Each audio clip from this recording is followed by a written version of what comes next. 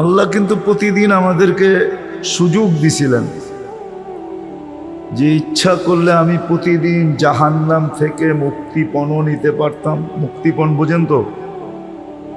মুক্তি পাওয়ার ঘোষণা। মুক্তিপণ নিতে পারতাম, শাহাদতের মৌতও লেখাইতে পারতাম, আবার জান্নাতে ঢুকার অনুমতি পত্র নিতে পারতাম। কয়টা? জাহান্নাম থেকে মুক্তিপণ, জান্নাতে ঢুকার অনুমতিপত্র, শাহাদাতের মৌত। শাহাদাতের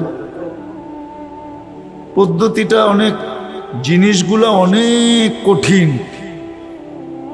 সাধারণ জিনিস না। জাহান্নাম থেকে মুক্তিপণ সাধারণ, জান্নাতে প্রবেশপত্র সাধারণ, শাহাদাতের মৌত কি সাধারণ?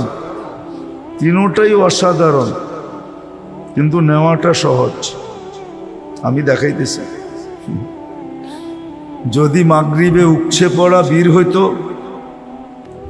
আর সবাই যদি মাগরিবের নামাজের পরে 7 বার পড়তো আল্লাহুম্মা আজিরনি মিনান নার। কি?